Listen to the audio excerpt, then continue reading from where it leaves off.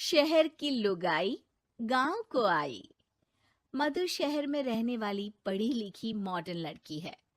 वो और पवन साथ कॉलेज में पढ़ते थे। धीरे धीरे उन दोनों में प्यार हो गया।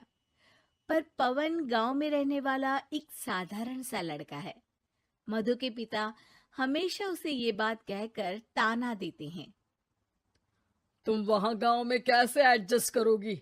शादी करके तुम गांव तो चली जाओगी, पर अपनी सारी मॉडर्न सोच और चीजें यहाँ शहर में ही रख कर जाना। ये सुनकर मधु को बहुत गुस्सा आता है। तो क्या हुआ अगर वो लोग गांव के हैं? मैं वहां जाकर उस घर को बिल्कुल शहर की तरह बना दूंगी। शाम होते ही मधु पवन को वीडियो कॉल करती है। अच्छा हुआ तुमने वीडियो कॉल कर लिया। हाँ, मैं तुम्हें आज अपनी माँ से मिलाता हूँ।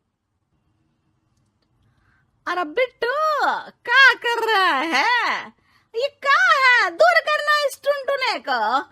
जाने कौन दिख रहा है इसमें तो। अरे माँ, आपकी बहू का वीडियो कॉल है।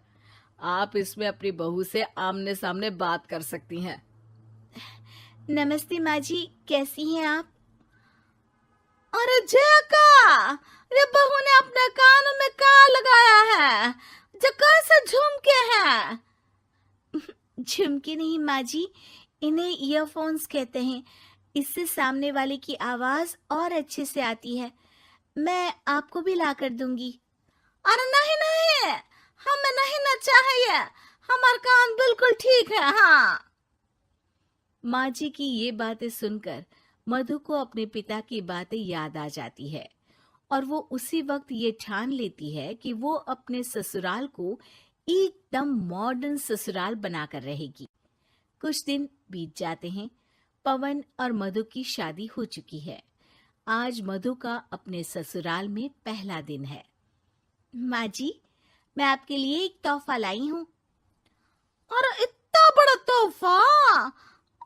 अरे क्या लाई है रे इस बड़े से बक्से में? मधु बॉक्स खोलती है। ये क्या है? ये वैक्यूम क्लीनर है। मैंने आपको झाड़ू लगाते हुए देखा तो सोचा अब आपका काम आसान हो जाएगा। अरे वाह बहू वाह, तूने मुझे झाड़ू लगाते हुए देखा तो तू मेरा हाथ से झाड़ू लेकर खुद भी तो लगा सकती थी ना। पर नहीं, तूने तुझे मशीन लाकर मेरे हाथ में दे दी कि यह काम हमेशा मैं ही करूं। ये आजकल की शहरी छोरियां बिल्कुल नहीं बदलेगी। मधु को मन ही मन गुस्सा आता है, पर फिर भी अपना गुस्सा भूलकर मधु माजी को वैक्यूम क्लीनर इस्तेमाल करना सिखाती है। अगले दिन मधु सुबह उठती है तो ये आंगन में से कैसी आवाजें आ रही हैं? मधु दौड़ती दौड़ती आंगन में जाती है और देखते ही चौंक जाती है। अरे माँ जी, ये आप क्या कर रही हैं? और वो कहा है ना, सुबह मैं जब कुएं से पानी निकाल रही थी तो मेरे कान की बाली उसमें गिर गई थी। तो ये तेरा वैक्यूम ना सारी चीजें अपनी तरफ खींच लेता है ना, तो मेरी बाली भी तो निकाल ही देगा। उसी की कोशिश कर रही हूँ, पर न जाने क्यों अब ये चालू ही नहीं हो रही तेरी मशीन। अब वो चालू होगी भी नहीं। पर अब कुएं में से पानी निकाल क्यों रही थी? अरे कमाल करती हो ना बहू। पीने के लिए पानी क्या तेरे मायके से लाऊं मैं? अरे कुएं से ही तो निकालना पड़ता है। हाँ, पीने के लिए पानी, और वो भी कुएं से। मधु दिमाग लगाती है और थोड़ी ही देर में घर में वाटर प्यूरिफायर लगवा देती है। ये देखिए माँ जी, इसमें बस एक बार पानी भर देंगे तो नल में पानी साफ होकर बाहर आएगा। अरे वाह रे बहू, ये तो बहुत ही बढ़िया चीज है। रात हो जाती है। मधु जैसे ही प्यूरिफायर का नल चालू करती है तो वो अचानक से फट जाता है और सब जगह पानी पानी हो जाता है। अरे ये क्या हुआ? ये क्या हो गया? मैंने तो बस इसमें उबला हुआ पानी डाला था, ये इतनी जल्दी खराब हो गया। अरे ये सारी शहरी चीजें सब ऐसी ही होती है कबूरी। क्या आपने इसमें उबला पानी डाला था? हाँ तो फिर पानी तो तभी साफ होगा ना जब उसे उबालेंगे। ये मशीन का कोई जिन है जो हमने जो बोला वो कर देगी है? मधु को बहुत गुस्सा आता है। इस तरह तो मेरा अपने ससुराल को मॉडर्न बनाने का सपना अधूरा ही रह जाएगा। नहीं, मैं इस तरह से हार नहीं मान सकती।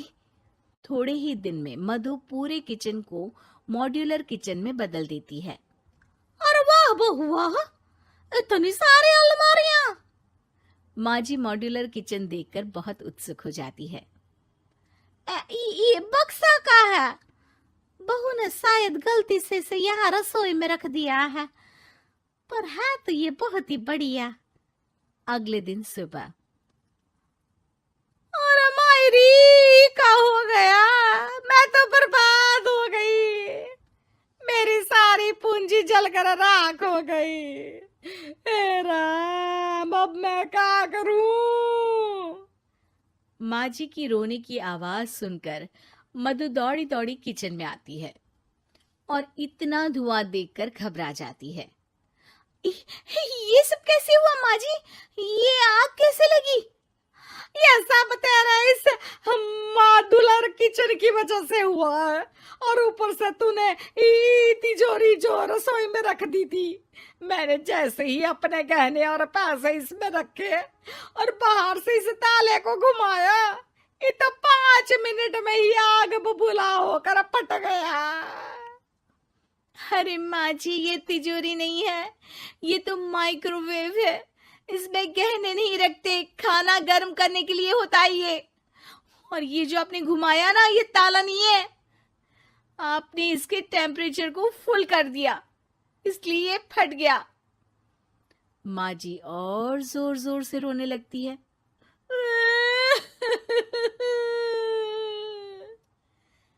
मधु सर पीट लेती है और कसम खाती है कि अब ससुराल को मॉडर्न बनाने की कोई कोशिश नहीं करेगी। मुझे माफ कर दीजिए माँ जी, आप जैसी हैं वैसी ही ठीक है। मधु को अपने पिता की कही बात याद आ जाती है और मधु वापस घर और किचन को पहले जैसा ही कर देती है।